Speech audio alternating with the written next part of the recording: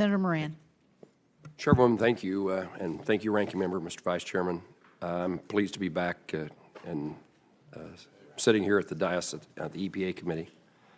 Thank you very much for your testimony. Thank you for the conversation we've had in my office. Thank you for your willingness to serve. Let me highlight a couple of things that we may not have talked about when we did visit. I want to describe the Kansas oil and gas industry to you. We are an oil and gas producing state, but our production is done by really small independent companies that produce from what we call stripper wells, which means they produce less than 15 barrels of oil a day. It's a significant component of the Kansas economy and significantly important. And in my view, this small-sized, small businessman and woman who operate oil and gas leases and explore for additional production of oil and gas, the EPA has written one-size-fits-all solutions. We are not the majors, and we are stripper well producers. And I just want your commitment to work with the industry, these small producers, to find right-sized regulations for the circumstances that they're in. Senator, I would welcome an opportunity to travel to your state to meet with them, whether it's at your office or elsewhere. I want to know about all of your priorities, including this one, but also to make sure that anyone who could provide any type of insight that can make me better informed to make better decisions, that I welcome any of those opportunities for conversations and collaboration. I think that's a wonderful offer on your part, and I'm very grateful for it. I sometimes am reluctant to ask every nominee that comes before me, would you please come visit Kansas? And you volunteered. So I'm appreciative of that. And I would tell you, I can't imagine the excitement, the opportunity that people in that industry would see to have the capability of talking to somebody with you, like you directly in a state like Kansas. So thank you, and we'll get on your schedule, although you have to say once confirmed. So I look forward to that.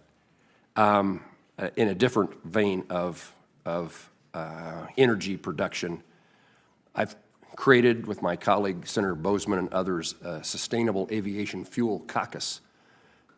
Kansas and Wichita in particular is the air capital of the world. We produce many more general aviation aircraft than anybody. We manufacture with thousands of employees working in aviation and aerospace.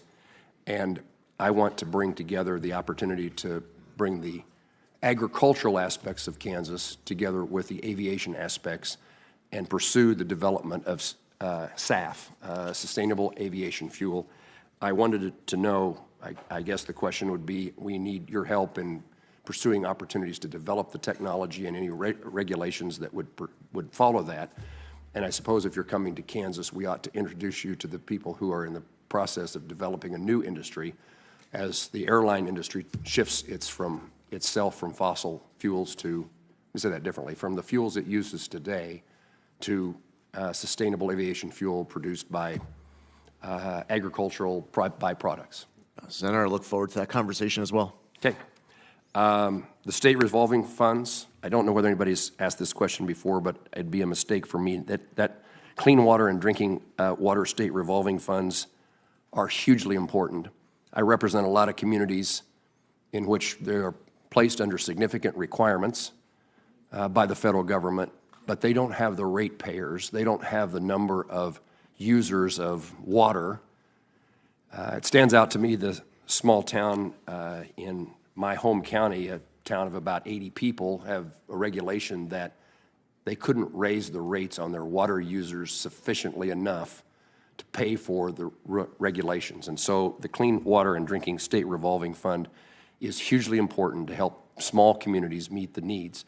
Many, if not all, want to meet those standards, want their consumer, their water purchaser, to have the cleanest, safest drinking water possible, and yet the rules are so unaffordable, they don't know where to turn.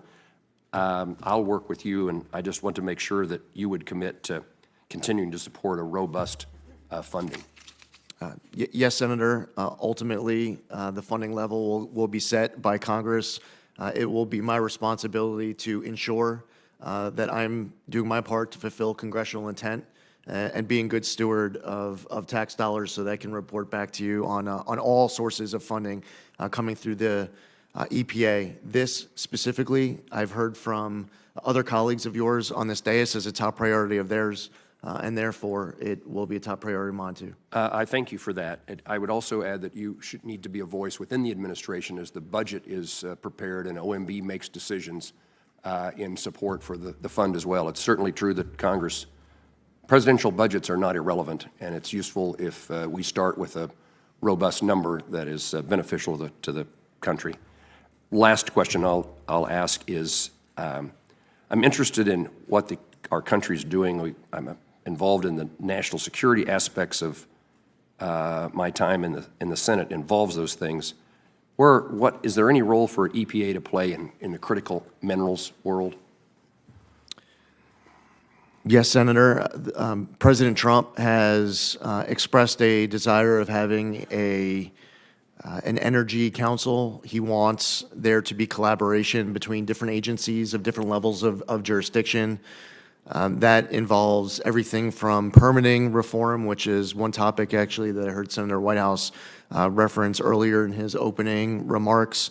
I believe that it is important for agencies to be working together, regardless of whether we are the lead agency or we have a different role to play of following another agency. But I look forward to any collaboration working with other agencies to do EPA's part. Congressman Zeldin, thank you for taking my questions and responding. Thanks, Senator. Thank you.